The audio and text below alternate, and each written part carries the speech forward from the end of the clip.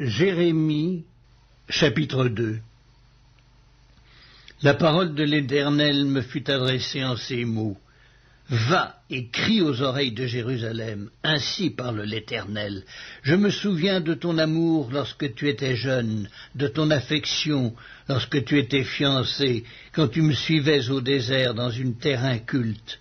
Israël était consacré à l'Éternel, il était les prémices de son revenu. Tous ceux qui en mangeaient se rendaient coupables, et le malheur fondait sur eux, dit l'Éternel.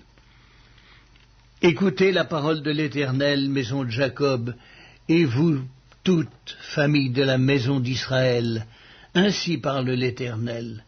Quelle iniquité vos pères ont-ils trouvé en moi pour s'éloigner de moi et pour aller auprès des choses de néant et n'être eux-mêmes que néant? Ils n'ont pas dit, où est l'Éternel qui nous a fait monter du pays d'Égypte, qui nous a conduits dans le désert, dans une terre aride et pleine de fosses, dans une terre où règne la sécheresse et l'ombre de la mort, dans une terre par où personne ne passe et où n'habite aucun homme?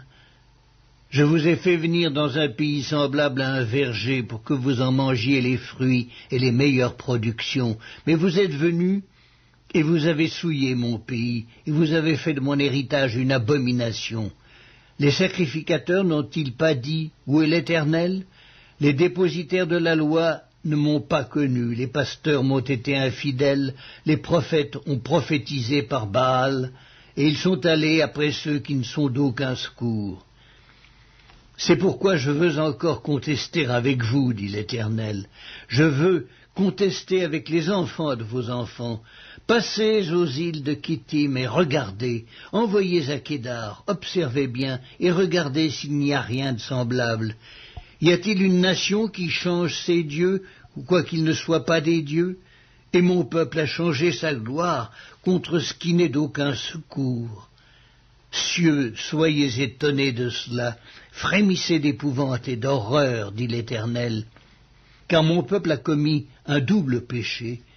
Ils m'ont abandonné, moi qui suis une source d'eau vive, pour se creuser des citernes crevassées qui ne retiennent pas l'eau. Israël est-il un esclave acheté ou né dans la maison? Pourquoi donc devient-il une proie? Contre lui, les lionceaux rugissent, poussent leurs cris, et ils ravagent son pays.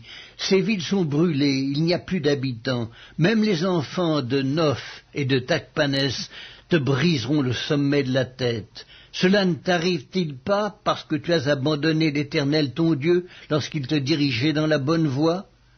Et maintenant, qu'as-tu à faire d'aller en Égypte pour boire l'eau du Nil? Qu'as-tu à faire d'aller en Assyrie pour boire l'eau du fleuve? Ta méchanceté te châtiera et ton infidélité te punira.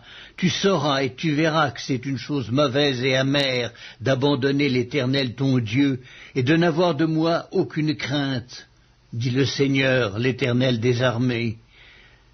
Tu as dès longtemps brisé ton joug, rompu tes liens, et tu as dit, je ne veux plus être dans la servitude.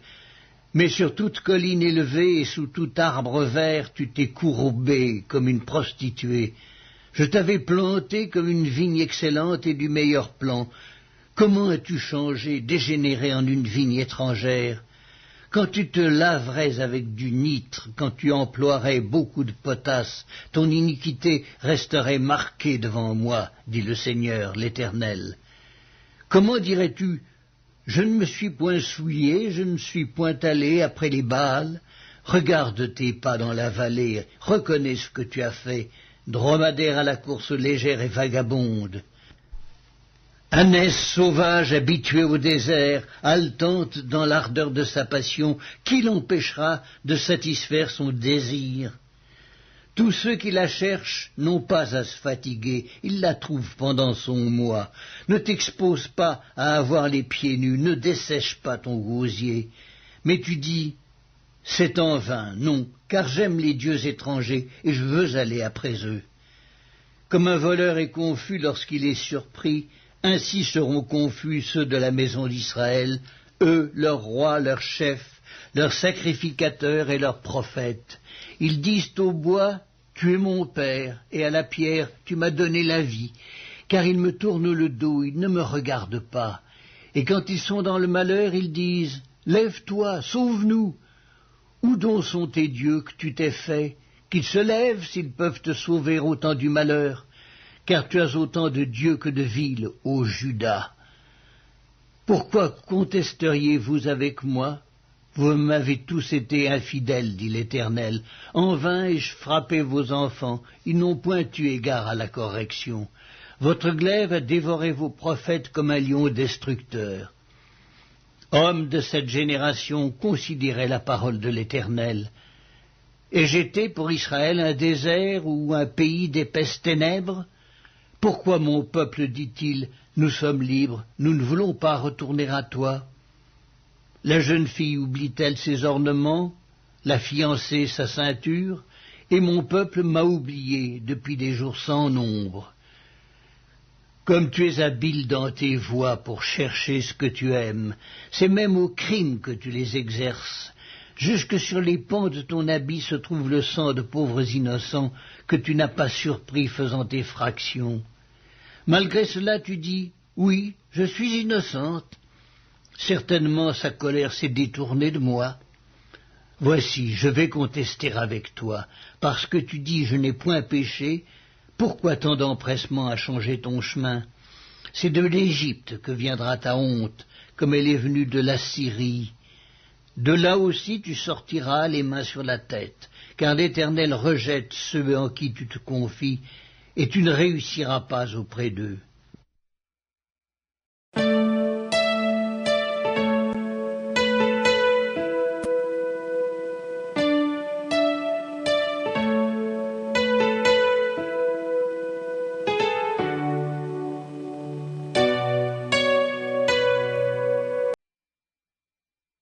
La première épître de Paul aux Corinthiens, chapitre 16. Pour ce qui concerne la collecte en faveur des saints, agissez vous aussi comme je l'ai ordonné aux églises de la Galatie. Que chacun de vous, le premier jour de la semaine, mette à part chez lui ce qu'il pourra, selon sa prospérité, afin qu'on n'attende pas à mon arrivée pour recueillir les dons. Et quand je serai venu, j'enverrai avec des lettres pour porter vos libéralités à Jérusalem les personnes que vous aurez approuvées. Si la chose mérite que j'y aille moi-même, elles feront le voyage avec moi. J'irai chez vous quand j'aurai traversé la Macédoine, car je traverserai la Macédoine. Peut-être séjournerai-je auprès de vous, ou même y passerai-je l'hiver, afin que vous m'accompagniez là où je me rendrai. Je ne veux pas cette fois vous voir en passant, mais j'espère demeurer quelque temps auprès de vous, si le Seigneur le permet. Je resterai néanmoins à Éphèse jusqu'à la Pentecôte, car une porte grande et d'un accès efficace m'est ouverte, et les adversaires sont nombreux. Si Timothée arrive, faites en sorte qu'il soit sans crainte parmi vous, car il travaille comme moi à l'œuvre du Seigneur. Que personne donc ne le méprise, accompagnez-le en paix, afin qu'il vienne vers moi, car je l'attends avec les frères. Pour ce qui est du frère Apollos, je l'ai beaucoup exhorté à se rendre chez vous, mais ce n'était décidément pas sa volonté de le faire maintenant. Il partira quand il en aura l'occasion. Veillez, demeurez fermes dans la foi, soyez des hommes, fortifiez-vous, que tout ce que vous faites se fasse avec charité. Encore une recommandation que je vous adresse, frères. Vous savez que la famille de Stéphanas est les prémices de l'Achaïe, et qu'elle s'est dévouée au service des saints.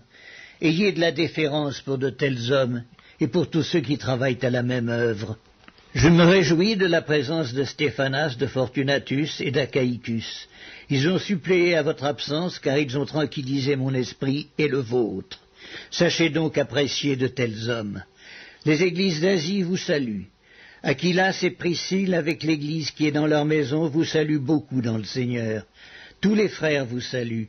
Saluez-vous les uns les autres par un saint baiser. Je vous salue, moi, Paul, de ma propre main. Si quelqu'un n'aime pas le Seigneur, qu'il soit anathème. Maranatha.